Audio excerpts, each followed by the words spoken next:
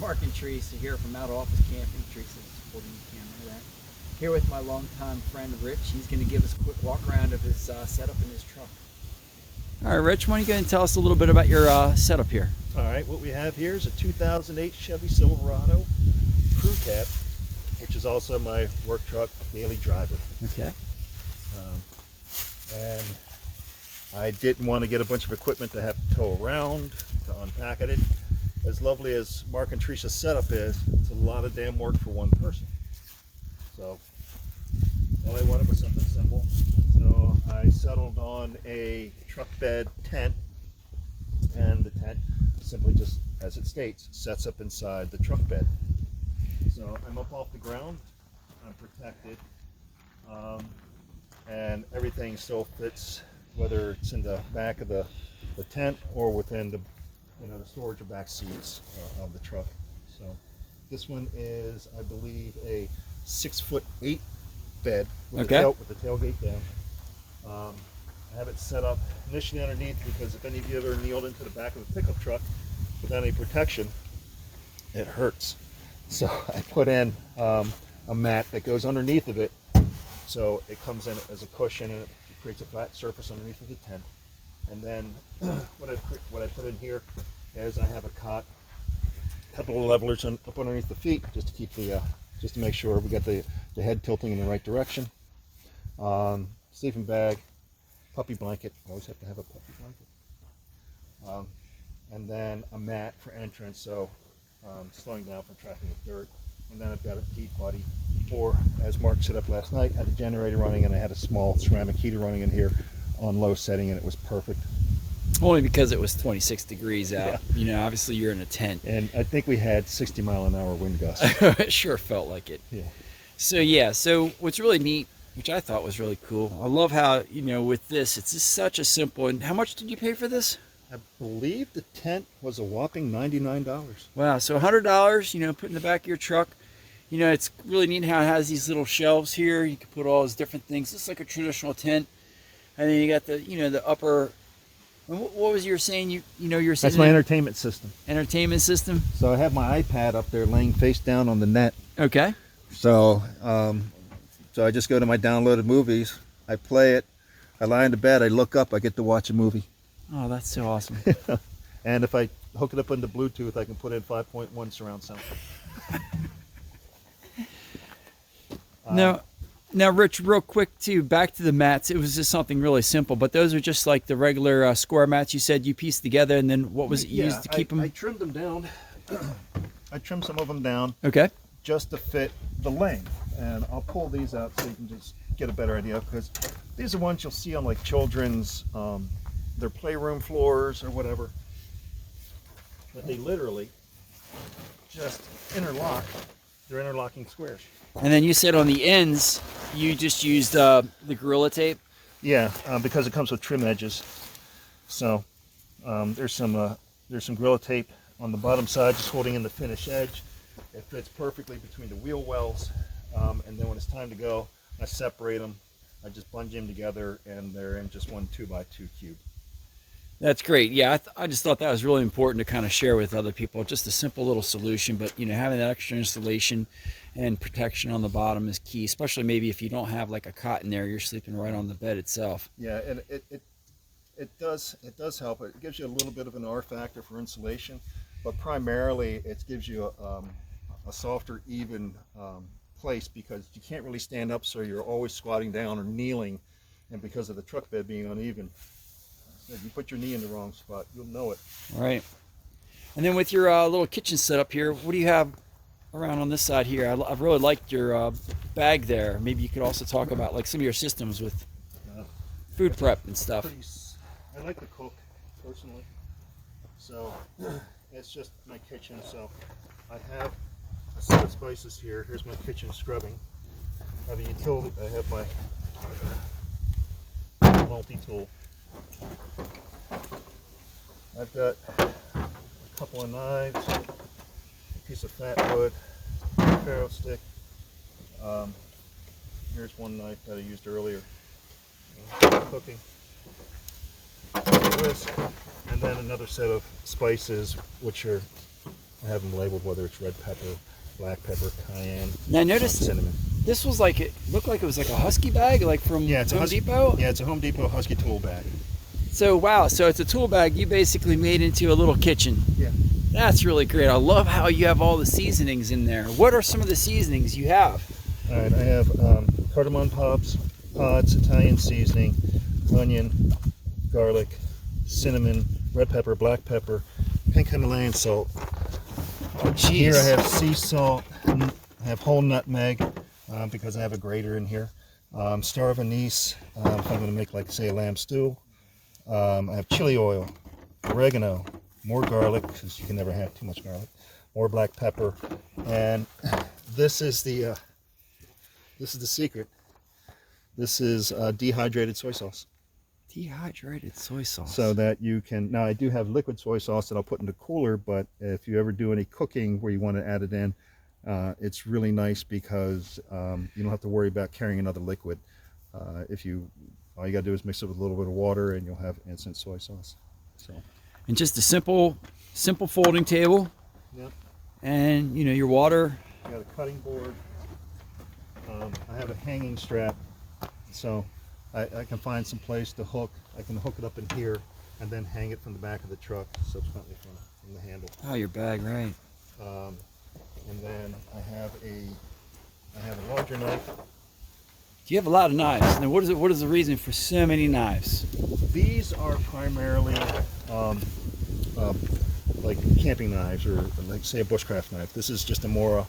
I'm not sure if this is a companion, but the Mora knives are excellent knives. They're 3/4 tang. Traditionally, they're a 3/4 tang. Very nice edge. It has a scanty edge, which is just a very straight edge. They're very tough. And this is another Mora. This is the Dartberg, which is a full tang knife of carbon steel. So this one has to be treated, so I have to clean it, and then I'll have to oil it. I think I have, if I don't use a standard oil, I'll use like a beeswax or whatnot on there just to protect it, because this one isn't stainless. That one won't rust, but this one will. And then this one is the one I use with the ferro rod because it's just designed to create sparks. So. Wow. Do that again.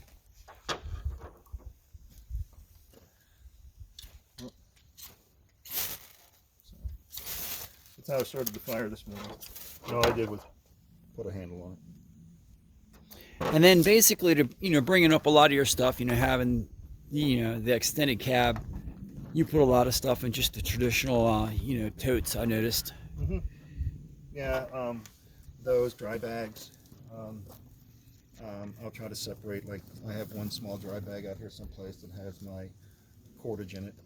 And go ahead and show us some of the cooking devices you have. Oh, the stoves? Yeah, the stoves. Oh. We're gonna do a separate video of just the one specifically, but go ahead and show us what you have for the stove setup here. I brought 3 stoves. Now, Richard loves to cook. That is like his thing. That's what he enjoys. So getting out and just cooking is like something he just enjoys doing.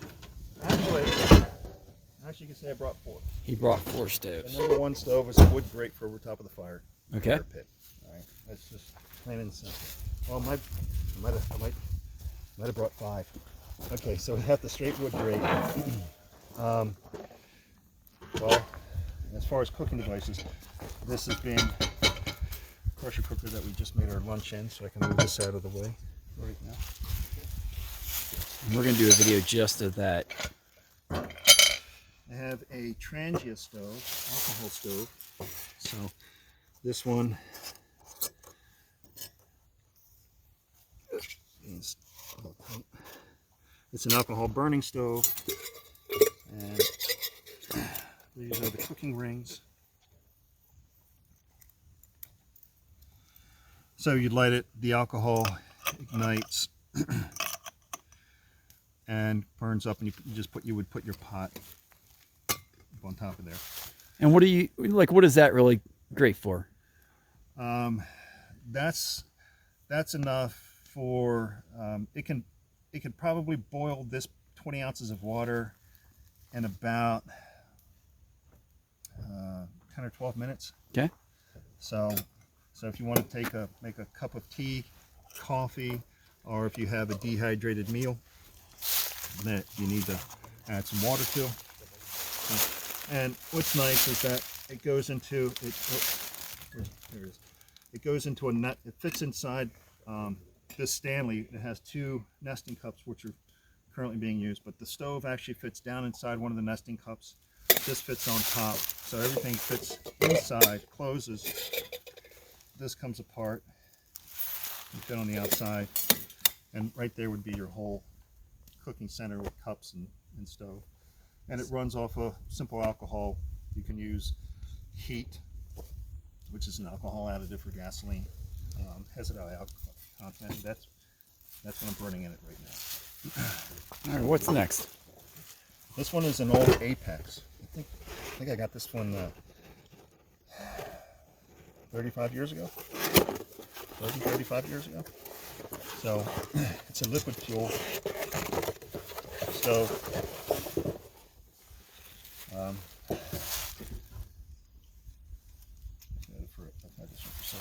And I have a Featherlight that's in that same category. It's fairly old, and it's a dual fuel, multi-fuel, which is pretty wild. So almost the same exact setup and size. You're just you pump up the pressure inside the fuel tank, running off of primarily it's an alcohol stove as well. So there's a hook up here, and then you would do a manual light on that. Excellent. So there's that one, Transient, which is just a nice little compact if you're going for a day hike or whatever. So What do we have over here? this is a Coleman grill, campsite grill. Runs off of primarily it's a 1 pound tank. Here's nothing. But the nice thing about this one is just to let you know, I'm half Korean, so it appealed to me that not only is this one a cooktop surface, or if you want to put a pot directly on top of the flame, it has a griddle. It has a grill, which would sit in here, in this part of the unit here, and you can cook directly on top of here. Not my favorite aspect, because then you've got the drippings and you got a lot of extra cleaning or whatever the case might be, but it has this feature. Let's see if I've got this right. This is the lid, but it's now a wok. Wow. So you can boil your water, you can do your cooking, everything you want is inside the lid. And then when it's all said and done, everything comes apart, all the legs come off, all the pieces go inside, and then the lid subsequently locks down into place and you can carry it by a handle. And it's relatively light. It's not exactly backpack worthy, but you could do it if you didn't mind a little extra bulk or pack. A 1 pound bottle, you could probably get a couple hours, of cooking on low, maybe up to an hour or 45 minutes on the highest setting. All right, well, let's, and the last one's over on the fire, right? Oh yeah, as far as stove, the cooking grate. Now, you had said, too, you bring this large pot in order to keep water nice and warm. It's just for keeping water warm, because right now I'm not even sure we're 30 degrees at this point. Right. So what do you have there? So, and the nice thing is that if you ever need water, there's some hot water if you need to clean up, wash up, whatever the case is. If you want to make a tea, you just dip in and you take that. This one is it's a 4-piece grill. That the vertical rod is actually 2 pieces. Let me get this out. It's made by, I can't remember the name of the company, but maybe I can find out and get that information for you. And I've seen similar designs. It's a very common design. Yeah, this is from an ironworks company in the UK. So it has a cooking grate that allows you to swing it over top of your heat source, and you can subsequently adjust the height depending on how close or how far away you want it from it. this morning, you can see it's a little dirty because I did have a steak this morning. All right. And we'll get that cleaned up. Excellent, excellent. And then there's another ring here. So you can hang your pot. It's at different stages. You can put your loop into as well, and have it over the fire for boiling water, cooking tea. You can do a pot with a stew or meat or whatever it is that you want to cook. So it's just more options. This one's lightweight. This one can easily fit inside of a backpack system if you're going to be doing a day hike or bushcrafting or whatever the case is. It's just a nice option. Nice. Now it's just some control. What I like about my setup, probably that my wife allows me to do whatever I want and doesn't really interfere. So, but you're hoping to have her come out with you at some point, right? The ultimate goal is to get my wife into camping so that we can enjoy some of the solitude together. And she has beginning to show some interest in it, but I have some work ahead of me, I'm sure. And you got this set up primarily just to keep it simple? Yeah, so if I go someplace, I can cook. And the one thing my wife accuses me of is that I don't like to keep things simple. So, but to me, this is simple. Okay. But it allows me a range of doing things that I want to do as opposed to just putting a hot dog on a stick, and nothing wrong with a hot dog on a stick. Right. But this is my hobby, is primarily cooking. That's great. So. Well, we look forward to having some more of those tasty meals, and you coming along with us on many more trips so we can enjoy this incredible food. And thank you so much for giving us a quick rundown on what you have going on here. You're welcome. All right. All right. Take care.